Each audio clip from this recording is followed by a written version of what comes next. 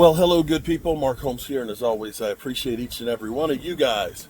So, right now, the cost of food is gone through the roof. So, you got to figure out ways to try and make your food budget go further. One of those is don't eat out. You know, it's kind of crazy that now all of a sudden, um, when you order something, now everything has how much of a tip do you want to leave? 10%, 15%, 20%. And this is for stuff you're picking up. It's bad enough that you go buy a burger now and fries and it's like $10+, but now we got to put a tip on top of it, or be basically guilted into not. Now, I'm not going to belittle businesses trying to make money because it's hard to make money out here. But damn, bro, it's ridiculous when you start thinking about that. If you go take a family of four and get burgers, fries, and a drink, you're going to spend $50. Well, here's one way to try and make your food money go further. So right here, I went over to the grocery store and I got a pack of chicken breast, okay? The pack of chicken breast used to be about $9.99 for the packet of it. Now it's about 12 something. But be that as it may, this is a pack of chicken breast. And chicken breast, with the exception of drumsticks, are about the more expensive than other pieces. Well, although not expensive as the eggs. So here's what we did. It had, I want to say 5 chicken breasts or 6 breasts in there. But the breast, they're full of chemicals. But they're and salt water. They do brine them so that way they're plumper. But they're about this thick. So what I've done is I've cut them in half. Okay, I've cut them in half here. So you can see 1, 2, 3, 4, 5, 6, 7, 8, 9, 10, 11, 12 pieces of chicken breast. That's $12 worth of chicken. You can buy yourself a bag of buns, right? You can buy a tomato and a head of lettuce, and y'all can all have chicken sandwiches. 12 of them. 12 of them for about, with the lettuce, tomato, the mayonnaise, and the buns, you could have about 12 of them for about $20. That's a lot cheaper than buying that burger at Burger King and McDonald's. And if you start thinking, how can I save $10 or $20 on a meal? And then you do that times 7 days a week, that starts adding up to real money. So that's one of those ways you have to think ahead. You can, and to even be even more cost effective, instead of doing chicken breasts and chicken sandwiches, you could go ahead and buy yourself some sweet potatoes, boil those, put a little bit of cinnamon, a little bit of brown sugar on those, and have that as a side dish. And you can go ahead and get chicken parts. Get some drumsticks, some thighs and things like that, some backs, and buy a thing of jerk seasoning, a bottle of it. Put that on there and put that on the grill. And you probably cut this down. You'd have some sweet potatoes. You'd end up having the jerk chicken, and you could go ahead and get yourself some collard greens or some other greens and things, or even make some coleslaw. And that's another great tasting meal that people will literally die for, that'll help save you money. So start figuring out, when you go to the store, what's on sale, because that's the thing that I always do. That's the first thing I do. Is if something's on sale, that's when I buy it and stock up on it. Don't buy it and say, oh, I've got a taste for chicken breast. Wait till it goes on sale.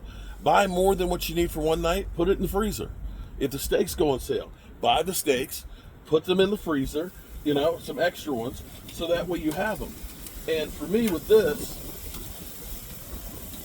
I'll end up actually taking this and I'll use this for multiple meals.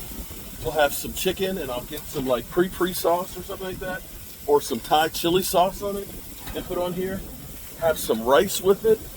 That's a great meal.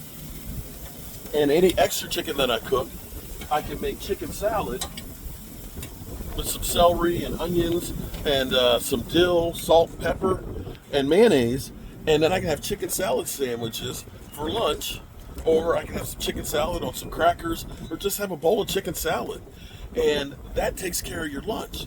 So literally what I did right here, this is more than enough for just me and Tracy. I'll give some to my in-laws and things like that, but we'll make a big thing of chicken salad that'll last us a couple of days. And these are ways that you go about saving money. Inside, what I have cooking, I'm actually cooking a little bit early today. I've got a bit of a cold, and I'm probably a bit of an idiot because I'm out here without a sweat jacket, and we've got the wind hawking, so it's a little chilly. But I do have the extra heat here from the grill. Is I have a pot of Manhattan chowder. Those are great meals if you make a pot of soup or make a stew like a chow mein. Oh man, you can make a jambalaya, which is like rice and chicken. I could actually take some of this chicken and with some stewed tomatoes, some celery, some onions, and rice, and make a jambalaya. That will be great. And that's another one of those meals that are really truly filling, and one that you can feed a lot of people on. They don't take a lot of effort, and if the economy continues to get worse, where, let's face it, we got a lot of people that are losing their jobs right now, and the price of food is going through the roof, you want to figure out ways that you can keep strong, because you're going to need to eat. You got to keep your strength, and you got to be able to afford to eat. And these are ways that you can really and truly save some money for yourself. And I am, for one, don't get me wrong, I like going to a restaurant and having somebody serve me, but you start to think about how much it really costs when you go out. Dinner for two at a really nice restaurant could be $50 on up, and maybe $150 and so on if you really go all out. And then you're putting a tip on top of it. All of a sudden you spend $200 for dinner and drinks, and you could have bought a bottle of liquor or a nice bottle of wine, bought lobster tails and steak, and had surf and turf for probably half the money, and still bought groceries for the week. So think like that. Forget the I'm going to go out and impress somebody by how much I'm spending on dinner. Screw that.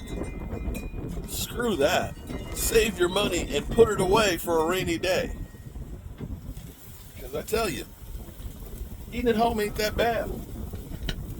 And learning new recipes is always fun.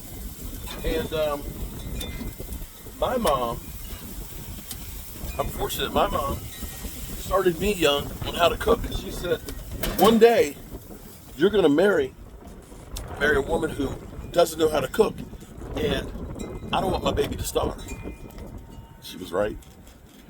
I married a woman who's not a great cook, but I haven't starved. Ways of saving yourself some money: eating good. Peace.